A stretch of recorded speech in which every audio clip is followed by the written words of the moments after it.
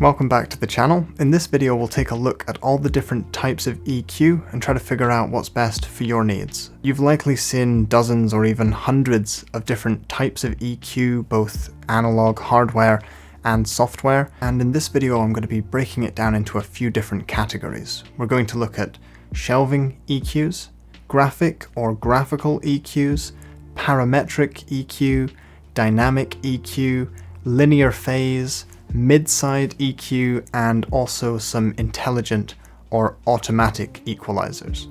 The purpose of this video is to share a bit of information about those with some audio examples, but it really is designed to clarify and simplify the decision-making process for you.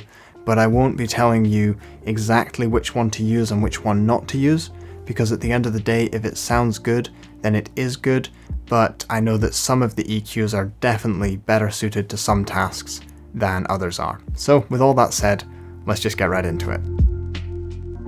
We'll start with the most simple type, which is the shelving EQ, and these could be dedicated plugins or tools which only feature shelving filters, or it could be part of a larger, say, parametric EQ. There's usually a low and a high shelf filter, and they let you select a frequency, which you can see just here, which can either be the center frequency or the cutoff frequency, depending on how the filter is designed. They also let you select a filter slope like this, but more on that in just a moment. And finally, they let you select an amount of gain to either add or remove from that shelf. One of the best ways to learn is simply to listen to how these filters sound. So if I add some gain to this high frequency shelf, you should hear the top end of the cello and piano become a lot more prominent and the mix opens up.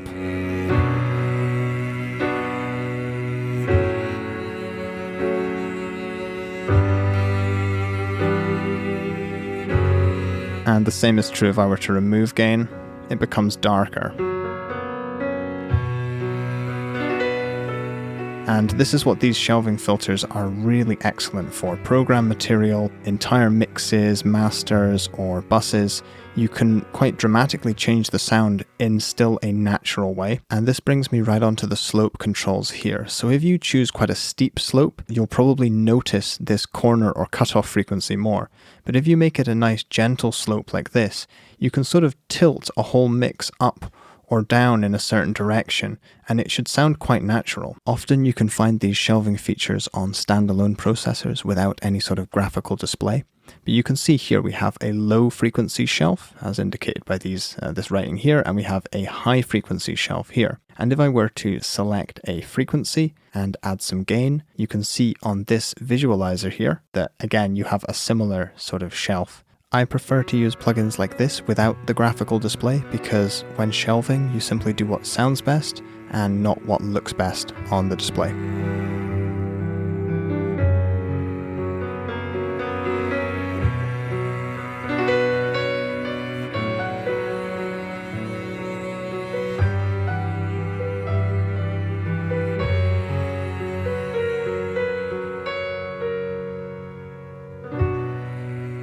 The next type is the graphic EQ, which might sound like a strange name, given that we don't have a digital analyzer display. These became very popular in the 1960s and 70s before there were plugins on computer screens. This simple but ingenious design actually allows you to graphically see an EQ curve. This one here is modeled after an API 560, which is an incredibly famous and popular EQ even to this day. It's wonderful. And this has 10 bands, but it's very common to see graphical EQs with many more, even 24, 30 bands, and it all depends how much resolution you need for the task. You can see that the frequencies are fixed: 31 Hz, 500 Hz, 2 kHz, and the only choice you have is to boost or attenuate a certain band. But one of the things I really wanted to highlight here is that this is the first EQ where you could draw like this, which takes a while with a mouse, but remember you'd be using your fingers and just adjusting these little tabs in the analog domain. And you can see that this curve here is mirrored on this display here. So it's the first time you could actually see an EQ curve. Many of them feature what's called a proportional Q design, which means that when you do small boosts, it's a very broad bandwidth, so it sounds very natural, but the more you boost or attenuate, the steeper the filter becomes, so it sort of narrows in, and it's this feature that makes some graphic EQs suitable for room correction. Not this one in particular, I'd say, but ones with many more bands. You can actually use these to notch out certain issues or boost other areas in your room where you know you have problems. Anyway, that's enough of the theory. Let's get into some listening. So let's clean this signal up a little bit. I'm going to take 125 and reduce it a little bit.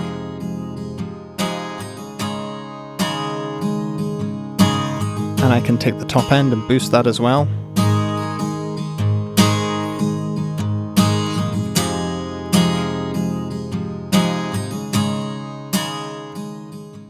And let's listen to a before and after.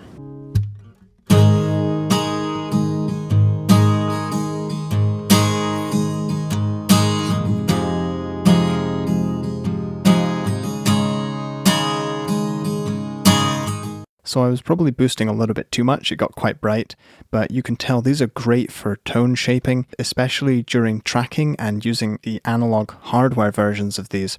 They're very easy to use. You can adjust them with your fingers, they sort of snap in or click into place, and they're also very easy to recall and reset to 0 at the end of a session. The fixed center frequencies probably seem like a big drawback if you've never used one of these EQs, and it certainly seemed like a big problem to me when I started. I wanted more control, but what makes these so amazing is that if you're tracking an instrument, so I'm just tracking some bass and I boost a lot at 63 Hz, I like the tone.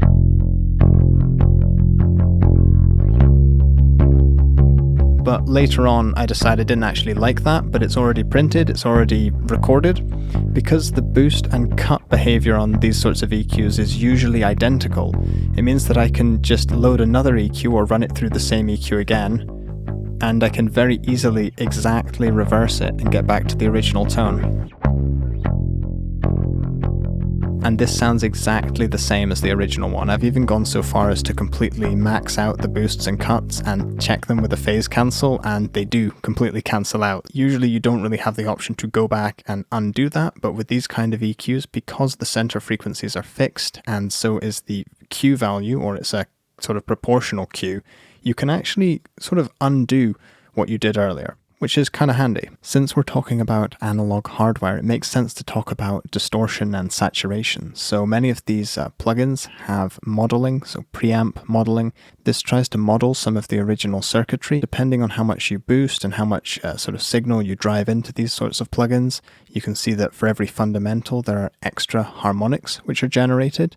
And when you sum these up over a very complex and musically rich signal, it adds an awful lot of extra sort of noise, but also tone to the sound, which you can certainly hear. The next type we're going to look at is the Parametric EQ, which is by far the most common and popular equalizer used in professional audio work. These often feature a nice visual spectrum display to help you see the frequency content, and you can usually select 5 to 7 bands, although some let you select an infinite number of bands, and you can simply select and drag the bands around to adjust the center frequency and also the gain. You can also adjust the Q or quality factor of each band, which adjusts the bandwidth as well, and multiple bands can interact and overlap, which is obviously not possible on those graphic EQs. They're all laid out a little bit differently, but usually you can just select a band and you can either adjust it from somewhere at the bottom or just on the selected band itself. You can select different types of filter shapes. You're not just limited to bells, so you could choose high shelves, proportional Qs, and you can see that these are excellent for notching out particular problem frequencies or doing broad tonal changes to an entire mix. They're also excellent if you want to use high pass or low pass filters to sort of filter away a part of a mix or an individual audio track. One of the drawbacks of these equalizers is that they don't often present any extra sort of coloration or distortion to the signal. They tend to be very clean and very precise, ideal for very particular audio tasks, but they're not usually the favorite if you want to add a lot of tone and texture to a signal. However, they do open up many other possibilities, such as mid-side and left-right EQ. Now this will be in a different place in every equalizer, some will not even include it.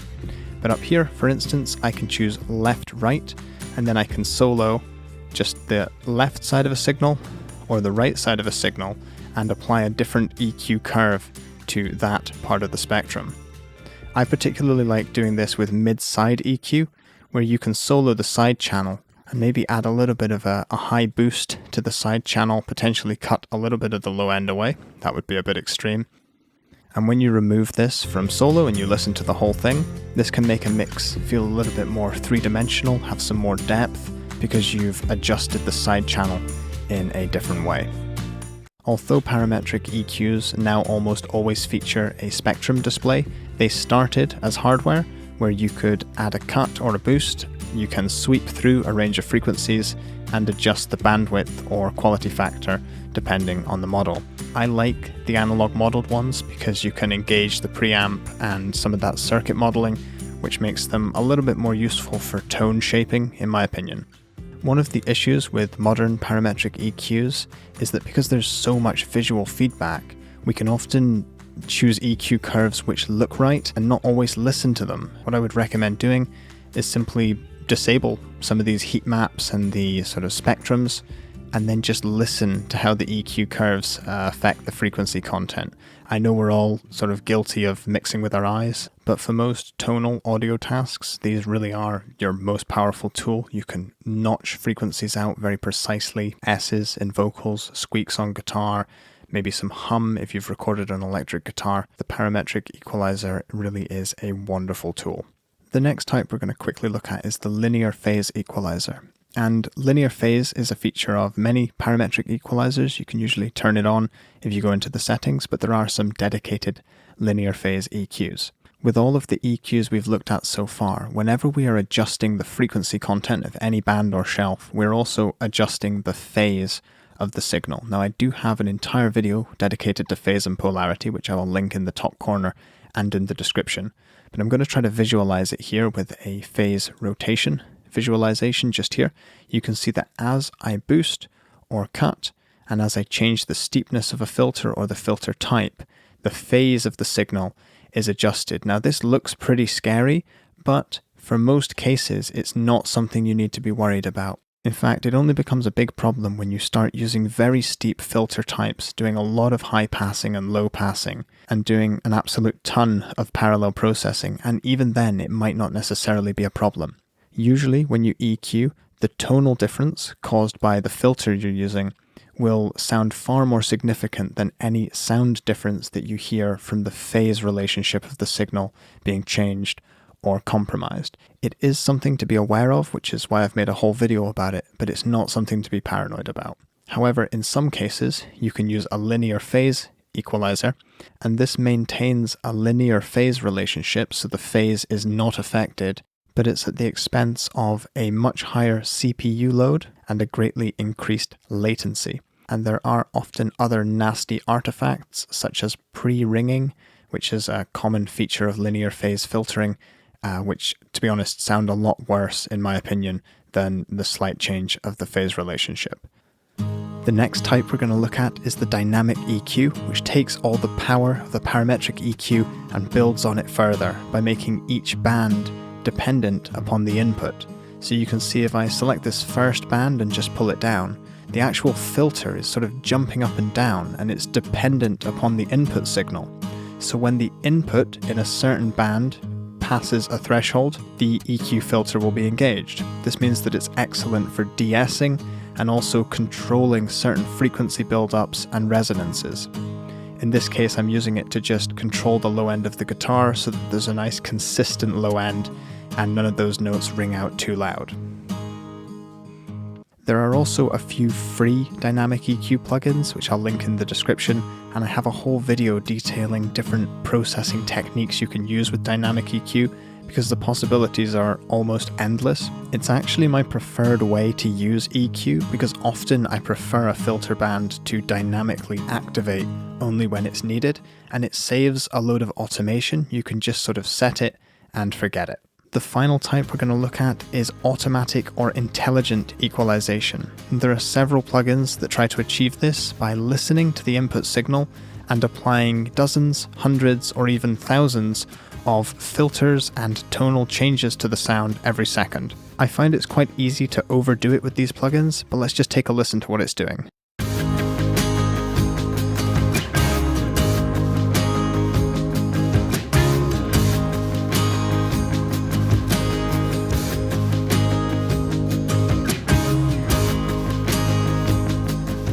I was pushing that processing quite far, so hopefully you could hear what it was doing to try and reduce frequencies that it felt were potentially muddying or clouding the mix, and it was trying to unmask and present areas of the mix that it felt, could do with a little bit more presence and a little bit more gain. What I tend to use these for is after I've finished mixing something, I like running this on it and taking a listen to see if it potentially treats the audio in a way that I hadn't thought of. Maybe it finds an issue that I hadn't heard because my ears were a bit tired, and I would recommend that if you were applying this to a whole mix or master, I'd keep the percentages very small. Of course, you can do whatever sounds good, and if you are applying it to individual stems, you could probably crank those up quite high and get some really cool sound design going there. But anyway, that's the last one.